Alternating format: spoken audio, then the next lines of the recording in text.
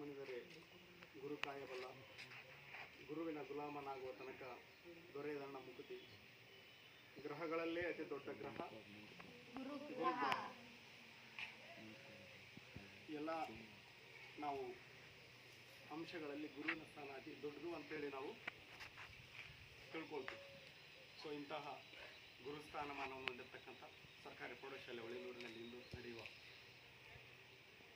ಶಿಕ್ಷಕರ ದಿನಾಚರಣೆಗೆ ಆಗಮಿಸಿದ ಎಲ್ಲ ವೇದಿಕೆಯ ಮುಖಂಡರಿಗೆ, ನಮ್ಮ SDMCಯ ಮಾಜಿ ಅಧ್ಯಕ್ಷರು, ಸದಸ್ಯರು, ಗ್ರಾಮದ ಪಂಚಾಯತಿಯ ಸದಸ್ಯರು, ಗ್ರಾಮದ ಶಿಕ್ಷಣ ಪ್ರೇಮಿಗಳು ಹಾಗೂ ನಮ್ಮ ಸಿಬ್ಬಂದಿ ಎಲ್ಲ ಶಿಕ್ಷಕ ವೃಂದಕ್ಕೆ, ಪ್ರೀತಿಯ ಮುದ್ದು ವಿದ್ಯಾರ್ಥಿನಿಯರಿಗೆ ಮೊಟ್ಟ ಮೊದಲಿಗೆ ಶಿಕ್ಷಕ ದಿನಾಚರಣೆಯ ಶುಭಾಶಯಗಳು.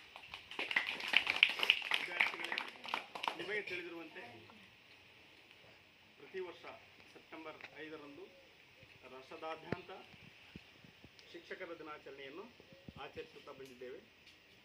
ಅದು ಡಾಕ್ಟರ್ ಸರ್ವಪಲ್ಲಿ ರಾಧಾಕೃಷ್ಣರವರು ಭಾರತ ಕಂಡ 1952ರಿಂದ 1962ರವರೆಗೆ ಮೊಟ್ಟ ಮೊದಲು ನಮ್ಮ ಭಾರತ ರಾಷ್ಟ್ರ ಕಂಡ ಮೊಟ್ಟ ಮೊದಲ ಉಪರಾಷ್ಟ್ರಪತಿಗಳು. ಹಾಗೆ 1962ರಿಂದ 1967ರವರೆಗೆ ಭಾರತ ರಾಷ್ಟ್ರದ 2ನೇ ರಾಷ್ಟ್ರಪತಿಗಳು ಆಗಿದ್ದರು. ನಂತರ 1954ರಲ್ಲಿ ಅವರಿಗೆ ಭಾರತ ರತ್ನ ಪ್ರಶಸ್ತಿ ಸಿಗುತ್ತದೆ. ಸೀತಮ್ಮ ಮತ್ತು ವೀರಸ್ವಾಮಿಯವರ 4ನೇ ಪುತ್ರ. ಅವರ ತಂದೆ ತಾಯಿಗೆ ಒಟ್ಟು 6 ಜನ ಮಕ್ಕಳು. ಅದರಲ್ಲಿ 4ನೇ ಮಗ ರಾಧಾಕೃಷ್ಣರವರು. 6 ಜನ ಮಕ್ಕಳಲ್ಲಿ 5 ಜನ ಗಂಡು ಮಕ್ಕಳಿದ್ದರು, ಒಬ್ಬ ಮಗಳು ಹೆಣ್ಣು ಮಗಳಿದ್ದರು. ಸೊ ಇವರು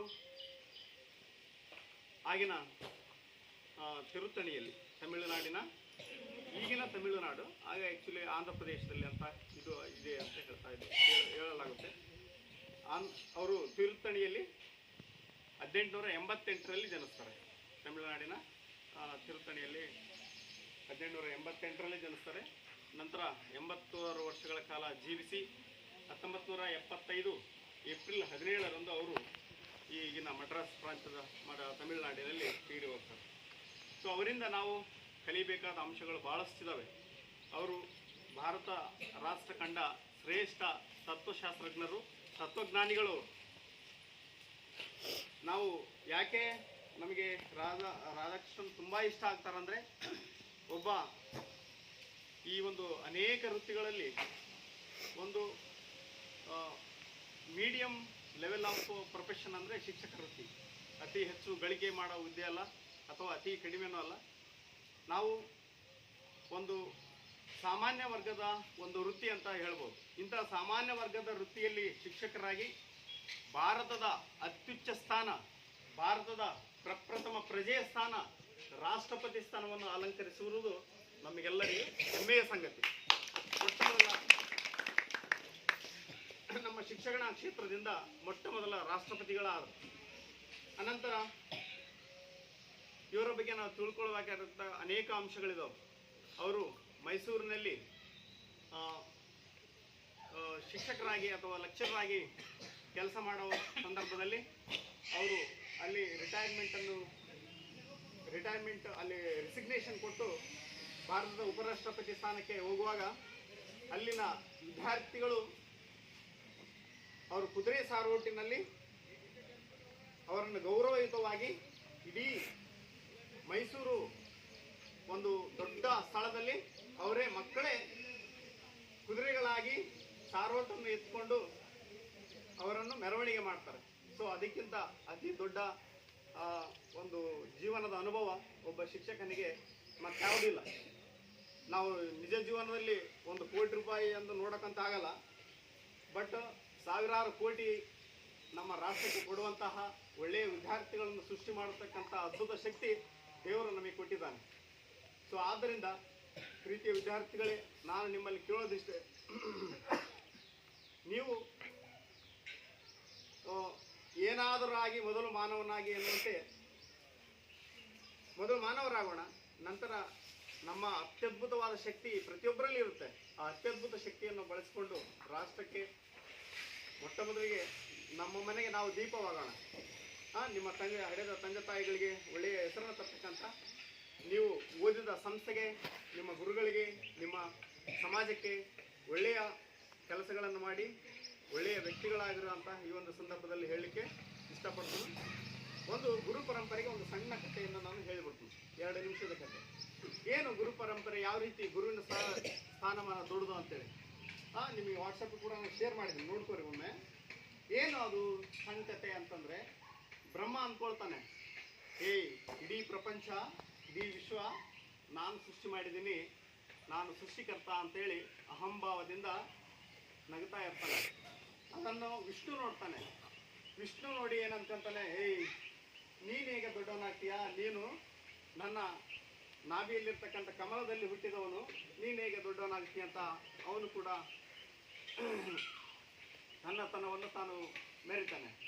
ಅನಂತರ ವಿಷ್ಣುವಿನ ನಂತರ ಸಾಗರ ಹೇಳ್ತದೆ, ವಿಷ್ಣು ನೀನು ಹೇಗೆ ದೊಡ್ಡವನಾಗ್ತೀಯ, ನೀನು ಸಾಗರದ ಮೇಲೆ ಇದ್ದವನಲ್ಲ, ಸಾಗರದ ಮೇಲೆ ಮಲಗಿದ್ದವನಲ್ಲ, ನೀನು ಹೇಗೆ ದೊಡ್ಡವನಾಗ್ತೀಯ ಅಂತೇಳಿ ಸಾಗರ ಅಹಂಭಾವ ಪಡುತ್ತೆ. ಸಾಗರವನ್ನು ನೋಡಿರ್ತಕ್ಕಂಥ ಯಾರು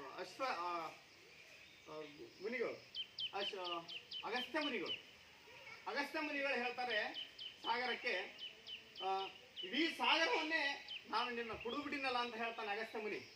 ಸಾಗರ ನೀನು ಹೇಗೆ ದೊಡ್ಡವನಾಗ್ತೀಯ ಅಂತ ಅಗಸ್ತ್ಯ ಮುನಿಗಳು ಹೇಳ್ತಾರೆ. ಆಗ ಅಗಸ್ತ್ಯ ಮುನಿಯನ್ನು ನೋಡಿ ಅಹಂಭಾವ ಪಟ್ಟಿದ್ದನ್ನು ಕುಂಭ ಹೇಳ್ತದೆ. ಕುಂಭ, ಅಗಸ್ತ್ಯ ನೀನು ಹೇಗೆ ದೊಡ್ಡವನಾಗ್ತೀಯ, ನೀನು ಕುಂಭದಲ್ಲಿ ಹುಟ್ಟಿದೀಯಾ ಅಂತ ಹೇಳ್ತದ ಭೂಮಿ.